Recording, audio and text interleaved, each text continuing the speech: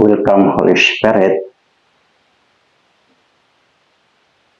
Welcome, your presence, your wisdom, knowledge, and understanding. Happy New Year, mga kaibigan.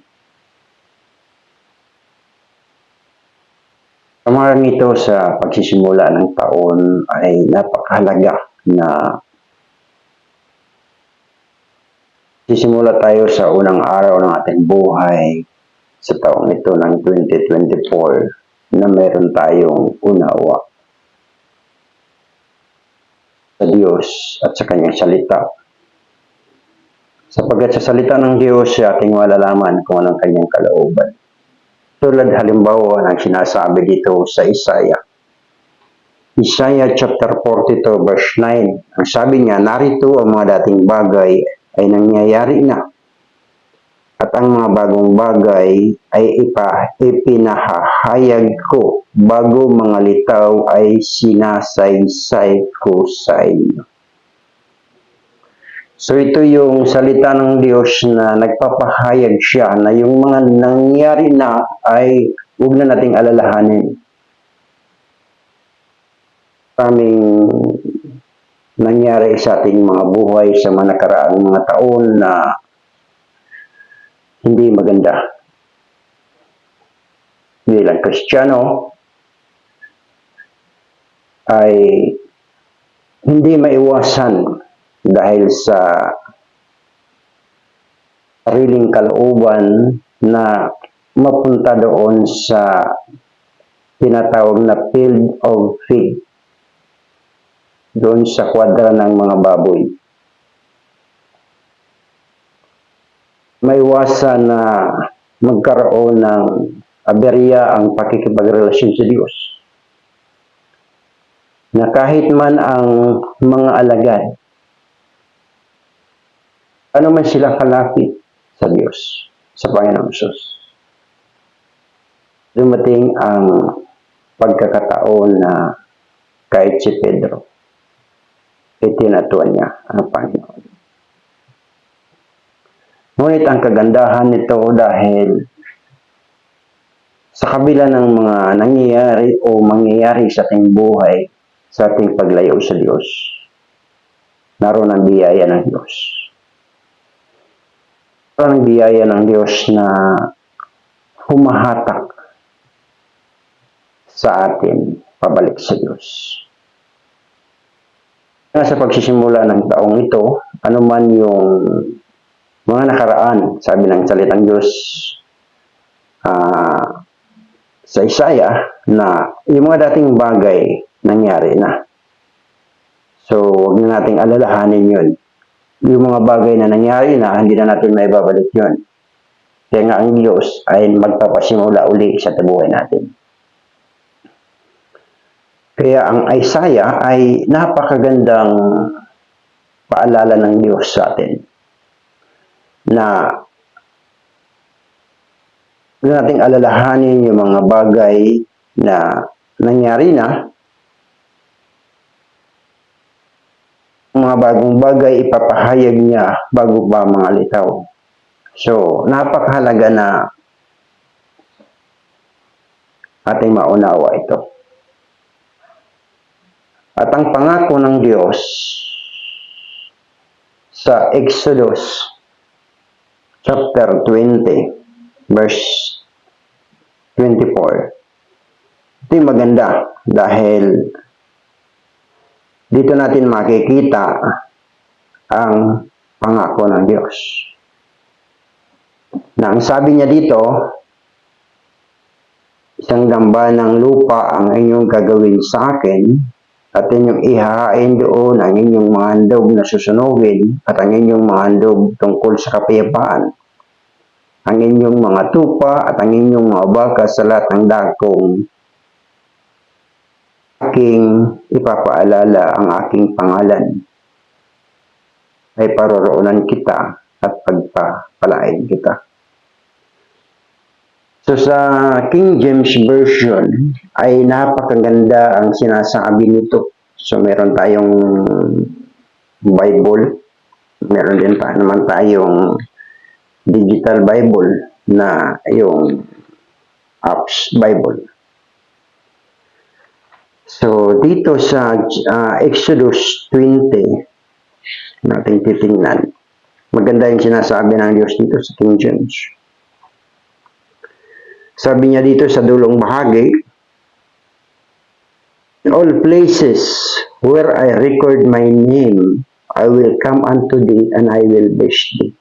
Meaning, sa lahat ng dako, saang mang dako, na saan man tayo naroroon, kapag pinag-usapan natin ang tungkol sa Kanya, tungkol sa Diyos, darating siya at pagpapalain niya na ang katumbas nito ay sinasabi ng Panginoon Jesus sa Bagong Tipan, saan ang 2 o 3 na nagkakatipon sa aking pangalan, ako'y nasa kanilang kalagitnaan. So, mahalaga na ating makita ang totohanan ng salitang ito na Old Testament to New Testament, makikita natin yung promises ng Diyos, yung pangako ng Diyos na kung sa buhay natin ay atin siyang pag-uusapan, ating aalamin kung ano ang kanyang plano at layunin sa ating buhay, at ating aalamin kung ano yung kanyang plano, kalooban sa buhay natin sa taong ito, darating siya at ipapahayag niya sa atin upang tayo ay mahanda na ang sabi na Isaiah, mangyayari bukas, malalaman natin ngayon. Kaya napakaganda ng katotohanan ito na ibinibigay sa atin ng Diyos dahil meron tayong kapanatagan harapin ang buhay sa kasalukuyan. Dahil hindi tayo mabibigla, magugulantang, yung mangyayari bukas, malalaman na natin ngayon. Sabihin, makapaghahanda na tayo. Hindi tayo magugulantang. Kaya nga, ang ating uusapan sa video na ito ay kailangan natin malaman yung pagbisita ng Diyos sa buhay natin. Sa aklat ng Genesis chapter 18, ito yung ibinigay ng Diyos habang nagtatanong ako nitong mga nakaraang araw bago papasok ang year 2024. Nagtatanong ako sa Diyos. Sabi ko, Panginoon, ano yung mga bagay na darating mangyayari sa year 2024? Dito, habang ako nagbubulay-bulay, ibinigay sa akin ng Diyos ang Genesis chapter 18. Kung titingnan natin ang Genesis chapter 18, ito yung sinasabi ng salita ng Diyos sa verse 1, Genesis 18. And the Lord appeared unto him in the plain of Mamre, and he sat in the tent door in the heat of the day. And he lifted up his eyes and looked, and lo, 3 men stood by him. And when he saw them, he ran to meet them from the tent door, and he bowed himself toward the ground. And he said, My Lord, if now I have found favor in thy sight, pass not away, I pray thee, from thy servant. And let a little water, I pray you, be pitched, and wash your feet, and rinse yourself, under the tree, and I will pitch a morsel of bread, and comfort ye your heart, after that ye shall pass on, for therefore are ye come to your servant. And they said, so do as thou hast said. So sa kainitan ng araw, buhay ni Abraham, nakita niya yung tatlong tao.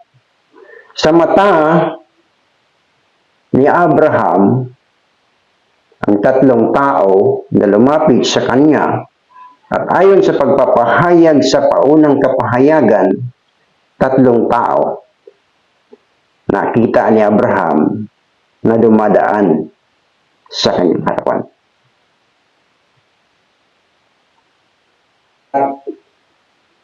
Dito ipinakita na ang mga bagay ni ginagawa ng Diyos sa tao, nakikita at ipapakita ng Diyos sa tao bilang tao.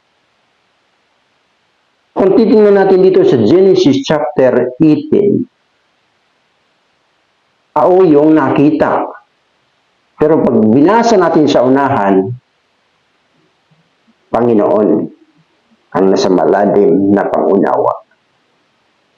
Kaya nga dito, patapos ipaghanda ni Abraham ang kanyang tatlong bisita,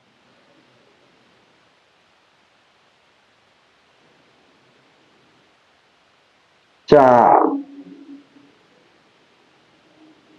verse 9 ng chapter 18, ito nang sinabi, and they said unto him, where is Sarah, thy wife?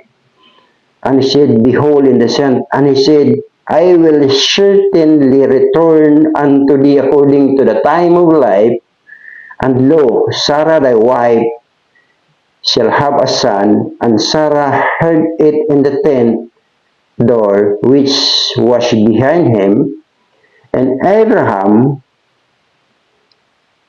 and Sarah were old and well stricken in age, and ceased to be with Sarah after the manner of woman. Therefore Sarah laughed within herself, saying, after I am waxed old, shall I have pleasure, my Lord being old also? And the Lord said unto Abraham, so dito na natin makikita. Sa unang paningin, ayon sa katotohanan, yung lumapit kay Abraham na tatlong tao, kapag limited yung ating pangunawa, ay tao lang.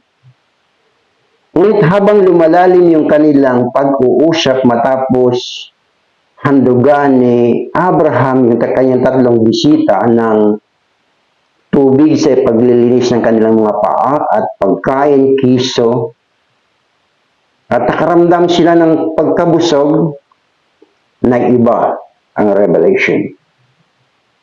Dahil yun ay Lord, ang Diyos. So dito makikita natin na kung minsan, kapag hindi tayo naging aware na may mga bagay ng Diyos na pag-uusapan in front of man, sa harapan ng tao na nagsasalita ng mga salita ng Diyos, ang tingin natin ay tao lang na nagdadaldal ng mga salita. Ngunit kung lalalim tayo, may Diyos. The deep is truth.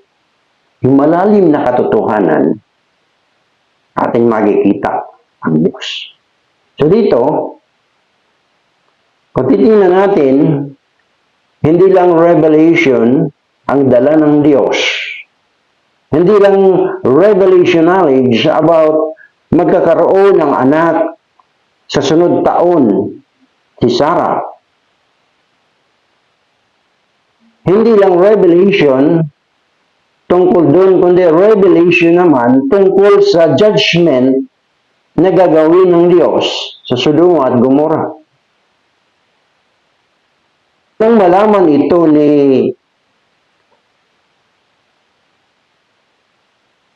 Abraham, nalaman niya, naunawaan niya nandun ang kanyang pamangkin sa Sodoma at Gomora. Ang lugar na ito ay ang daing at hiyaw ng pighati. Ang mga taong pinipighati ng kasalanan, daing ng kasamaan na umabot sa pakinig ng Diyos sa langit, kung kaya't siya'y bumaba, ipinaalam ay Abraham. Dito, ito yung taon na dapat maging sensitive tayo kung sino yung mga taong magiging bahagi ng ating buhay. Sapagkat kung hindi tayo magiging sensitive sa taong ito, na Diyos na pala yung lumalapit sa atin, sa paningin natin ay tao lang. Ngunit kapag may malalim tayo na ugnayan sa Diyos, malalaman natin na ang Diyos, ang front ng Diyos ay tao, but the truth is God revealed Himself. God revealed His plan and purpose sa buhay natin. So ito yung maganda na nang dumalaw ang Diyos sa buhay ni Abraham, tanggap ng blessing si Abraham. May magandang bagay na mangyayari sa buhay nila. Magkakaroon sila ng anak sa kabila ng kanilang katandaan. So dito, makikita natin na ang pagdalaw na ito ng Diyos ay hindi lang pagdalaw para gawa ng mabuti ng Diyos yung kanyang dinalaw, kundi gagawa din naman ang Diyos ng kabutihan doon sa pinatutungkulan. Pamangkin ni Abraham na si Lot. Kaya nga sabi ng Diyos dito,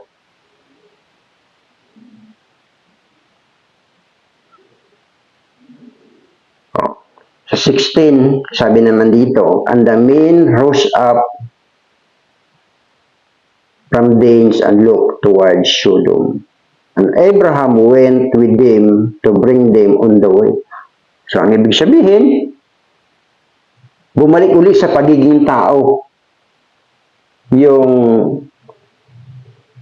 revelation na yung tatlo as bilang tao, patapos nilang i-enjoy yung inihanda ni Abraham sa kanila, papunta sila patungong, nakatingin sila patungong Sodoma at Gomora at inihatid ni Abraham ang tatlo papunta sa daanan patungong Sodoma at Gomora. Ngunit pansinin natin sa verse 17. Ang sabi dito, and the Lord, yung Lord, hindi small letter, puro capital letter. It refers to God, the Lord God. So dito, hindi na tao ang nagsasalita. Hindi na tao ang pinapakilala, kundi Panginoong Diyos na nagsasalita kay Abraham, na ipinapahayag ang sabi ng salita ng Diyos. And the Lord said, shall I hide from Abraham the thing which I do? Dito napapasok yung Isaiah 42, 9. Sinabi ng Diyos, yung mangyayari sa sunod na araw, sinabi ng Diyos kay Abraham ngayon. Na ano pat, naging dahilan para magkaroon ng pakikipagsalitaan si Abraham sa Diyos tungkol sa mabuti at matuwid at kasamaan at kahatulan. So, sinabi ng Diyos na sabi ng Diyos, and the Lord said, shall I hide from Abraham the thing which I do? In seeing that Abraham shall surely become a great and mighty nation, and all the nations of the earth shall be blessed in him, for I know him that he will command his children and his household after him, and they shall keep the way of the Lord to do justice and judgment, that the Lord may bring upon Abraham that which he hath spoken of him. And the Lord said, because of the cry of Sodom and Gomorrah is great, and because their sin is very grievous. Napakatindi na ng kasalanan na nagagawa ng Sodom at Gomorrah. Napakatindi ng kasalanan sa paningin at pandinig ng Diyos. Ang kanilang ginagawa. Kaya nga sabi ng Diyos, puntahan ko sila. I will go down and see whether they have done also together according to the cry of it which is come unto me, and if not, I will know. So dito yung kagandaan ng Diyos. Narinig ng Diyos yung hiyaw ng kasalanan. Pero pinuntahan ng Diyos to prove if it is true or not. May mga bagay na ginagawa ang Diyos sa ating buhay na tinitiyak ng Diyos kung totoo ba o hindi. Dahil mayroong accusation, sabi ng salita ng Diyos. I-accuse tayo ng diablo, sasabihin nitong Kristiyanong ito. Ganito ang ginagawa niya dun sa lupa. Biro mo, tumatawag siya sa pangalan mo, nagsisimba tuwing linggo, nagbabasa ng Bible, nagsishare ng salita mo, pero ganito ang buhay niya. So, ganun ang ginagawa ng diablo sa pandinig ng Diyos para akusahan. At ang gagawin ng Diyos, pupuntahan niya po para ma-prove kung totoo o hindi. So, ganun ang ginawa ng Diyos. Bumaba siya, sinabi niya kay Abraham na ang purpose talaga ng Diyos ng kanilang pagpapakita kay Abraham ay papunta sila sa Sodom at Gomorrah. Kung hindi hinarang ni Abraham ang tatlong tao na kanyang nakita at hindi siya nagmagandang loob na pakainin, papahingahin at hugasan ang kanilang mga paa, sigurado patay si Lot. Bakit? Walang mamamagitan. There is no intercessory prayer for Lot. So, ang nangyari, ito natin makikita yung kapag ang Diyos dumalaw, dadalaw din ang diablo. Ito ang sinasabi ng ating Panginoong Hesus. Nang bumisita ang Diyos, sabi tatlo. So there is a revelation of 3 in 1. The Father, the Son, the Holy Spirit. So dito makikita natin na sa pagbisita o pagdalaw ng Diyos sa buhay ni Abraham, ito naman ang sinabi natin Panginoon Hesus sa John chapter 10 verse 10. Hindi pumaparito ang magnanakaw, kundi upang magnakaw, pumuksa at pumatay. So, kinakailangan natin malaman. Aking babasahin sa John chapter 10 verse 10 para ating makita, ating maliwanagan. John chapter 10 verse 10, itang sabi, hindi pumaparito ang magnanakaw, kundi upang magnakaw at pumatay at pumuksa. Ako'y naparito upang sila'y magkaroon ng buhay at magkaroon ng kasaganaan ito. So ito yung magandang katotohanan. Dadalaw ang Diyos at kapag ka naging sensitive tayo na mayroong uhaw, gutom ang ating puso tungkol sa Diyos, tatanggapin natin ang Diyos. Ngunit kapag ang puso natin ay puno ng pighati, puno ng kasamaan, na binabaliwala natin ang Diyos, ang kanyang salita, at ang mga taong ginagamit ng Diyos,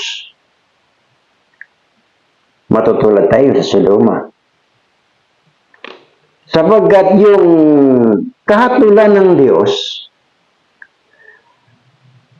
bago naligtas at iniligtas ng mga anghel, si Lot, at ang kanyang dalawang anak na dalaga at ang kanyang asawa, dangan nga lang kanyang asawa, sumuway sa pinagtagubili ng anghel na huwag lumingon. Kaya sa paglingon ng kanyang asawa, instant naging haliging asin. So dito makikita natin na ang kagandahan dito ay pinunumulat tayo ng Diyos. Na kapag hindi tayo maging maingat sa taong ito ng 2024, dadalaw ang dyablo sa buhay natin. At kapag hindi natin resist, sabi ni Pedro sa kanyang sulat, resist the devil and he will flee from you. Palit na resist natin ang devil, ang Diyos ang iniresist natin, tinanggihan natin ng Diyos. Sa pagtanggi natin sa Diyos, tinatanggap natin ang dyablo. So ito yung magkukos na maraming problema sa buhay ng tao, ang dyablo. Kaya nga, ang video natin ay upang i-encourage tayo. Upang tayo ay palalahanan ng Diyos. Dadalaw siya sa buhay mo. Kung bukas ang iyong spiritual na pakinig, bukas ang iyong spiritual na mata, pangunawa, puso, ang salitang ito ay napakaganda. Dadalaw siya, ipapahayag niya yung magandang bagay na kanyang gagawin sa ating buhay, sapagkat Diyos mismo ang magsasalita ng magandang bagay.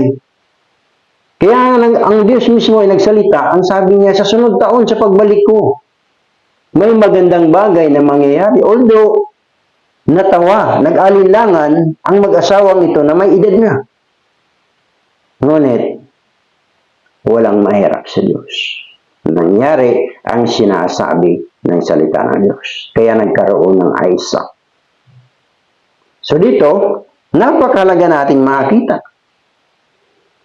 na ang Diyos, bago niya gawin at ibuhos ang katulan, sinasabi niya muna ang tungkol sa kaligtasan. At ang kaligtasan nito ay ipinamagitan ng isang tao na ang pangalan ay Abraham para sa kaligtasan ng kanyang sambahayan. So dito, ating mauunawa ang plano at layunin ng Diyos sa buhay ng tao. At nawa, meron tayong natutunan na sa pagdalaw ng Diyos sa ating buhay, malalaman natin kung ano ang kanyang kalooban, malalaman natin kung ano ang kanyang plano at layunin, at nawa, uli natin kung ano ang sinasabi ng salita ayon sa kalooban ng Diyos. At kapag hindi tayo naging sensitive,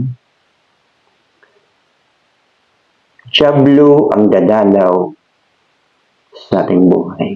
At ito ang magdadala ng maraming kagulumihanan sa buhay ng tao. Kaibigan, salamat sa iyong pagtutok sa totohanan na aking ibinahagi sa video ito.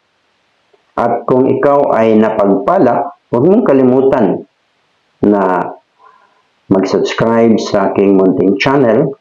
Ang iyong pag-subscribe ay napakalaking bagay na mag-encourage natin sa pagpapatuloy ng pagbabahagi ng mga salita ng Diyos. So, ang content po natin ay the visitation. Prepare the visitation of God's judgment or revival. Salamat sa Diyos sa oras na to. Saan man tayo, sa silong ng langit, saan man tayo ang sulok ng mundo, saan man tayong bansa naroroon na abot ng video nito. Pagpalain tayo ng Diyos sa taong 2024. Bigan, salamat sa iyong pag-subscribe at kung nagustuhan mo naman ang video natin ay huwag kalimutang mag-like or comment or share. Sa Diyos ang papuri, subscribe na po.